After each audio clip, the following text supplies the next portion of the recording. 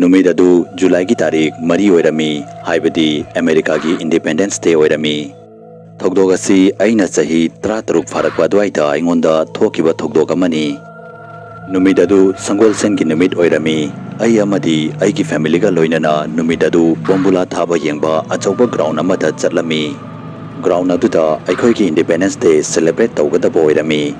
ground अदु जुलाई की तारीख मरीदा संध्या की मतम येंबदा यामना फजबा अमदी यामना फेमस ओइबा मफम अमा ओइरमी अइखोइ चौराकना संध्या की पुंग 9 मुक्तारक द्वाइदा ग्राउंड अदुदा यौरक्लमी अदुबु इंडिपेंडेंस डे सेलिब्रेशन दी पुंग 9 दगी हौगदबा ओइरमी हाइबदी हौजिक अइखोइना पुंखाइ मुक्ति मफम अदुदा कोइदुना अइखोइना तौनिंगबता तौबा यारमी मफम अदुदा अइखोइता नतना अतोपमी 3,000 मुक्सु मखोइगा लोइनना कंबल चाननबा चापोट फमननबा फान अमदी अतै अतै पोट कया अमसु मखोइगा लोइनना पुदुना लागलमी आंगांग कया अमसु मफम अमदगी मफम अमदा कोइचेन चेंदुना सानरमी अमदी आंगांग सिंग अदुगी मकुता ग्लो स्टिक अमममसु पाइरमी अइखोइ मी मया मरक अदुदा मांगखिगनी हाइदुना अइखोइगी ममागा पपागना मखोइगी मनाक्ता लैयु हाइदुना हाइरमी अदुबु ममाना अइखोइ ग्राउंड अदुदा कोइबा चटपदी यागनी हाइदुना परमिशन पिरमी अदुबु सो हौद्रिंगैगी मिनिट 10 मुकी ममांगदा हलकदबनी हाइदुनासु हाइरक्लमी मतम अदुदा अइगी चनुपी अदु चही 9 तम फारमी हाइबदी अइगी चनुपी अदुबु अइना फजन येंगसिनबा अमदी सेनबा तारमी अइखोइ अनि ग्राउंड अदुदा कोइना ग्राउंड अदुदगी अदुकी मतिकता थापना लाक्लमी हाइबदा ग्राउंड अदुदा लैरिबा मिसिंग अदु फाउ फजन उबा फंगलमदे अइना अइखोइ अनि कनागुम्बा मगी प्राइवेट प्रॉपर्टी दा चंगलकपसु मालमी मतांग अदुदा अइखोइना उपांबी मयाम अमगी मरक्तगी लंबी अमा चटकिबा उरमी हाइबदी अइखोइ नेशनल पार्क अमगी मनाक्ता लೈ हाइबदु अइखोइना खंगबा ngamlami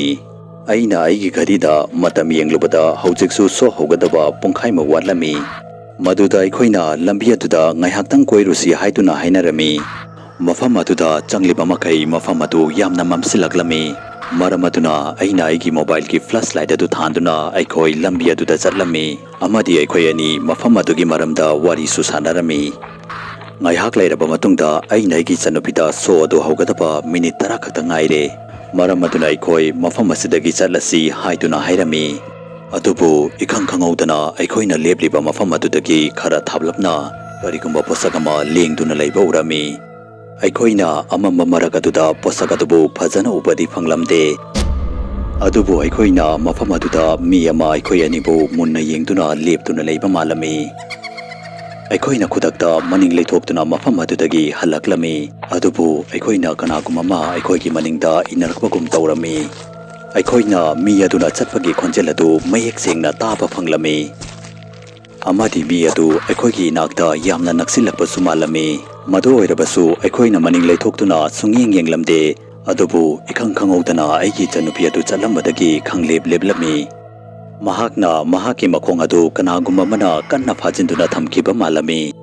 मदुदा अइना मनिंग लेथोक्लगा येंगलुबदा अइना उखिबदु अइ इसामक थाजबा ngamlamde अमदी इसा पुंबादु थक थक निकलमी मफम अदुदा अइना खुद अततपा मखक तादुना लैबा उरमी अमदी अततपा खुद अदुना अइगी चनुपीगी मखोंग अदु कन्ना फाजिंदुना थमलमी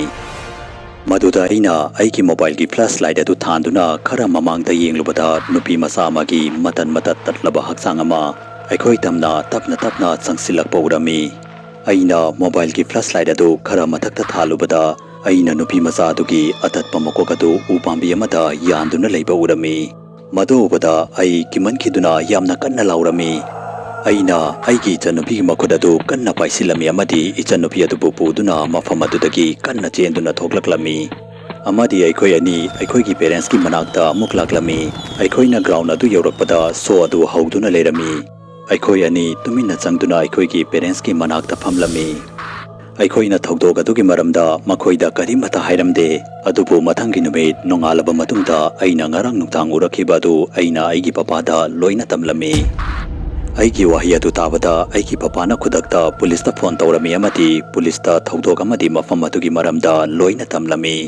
नुमित अदुगी हप्ता अममुगी मतुंगदा पुलिसना इन्वेस्टिगेशन तौरबा मतुंगदा नुपा अमना महाका कोइनबा नुपी अदु नुपा अतोपा मगा मरी लेनै खंगलकपदगी नुपा अदुना नुपी अदुगी मयुमदा चतुना नुपी अदुना तुमलिंगैदा हातोक्लमी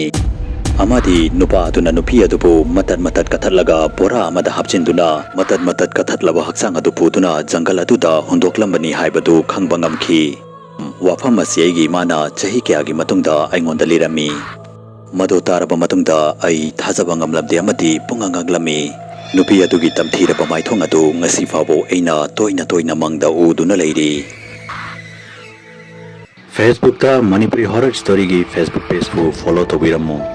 loinana karigumba wari asu mayamna pambi taragadi channel asibu subscribe tawiramu amadi video asibu like and share amam ta tawiramu mathangi video da amuk unarasi habsga loinana yangkopam loyangan bana mayam pumna mukti kainabagi yathang nejari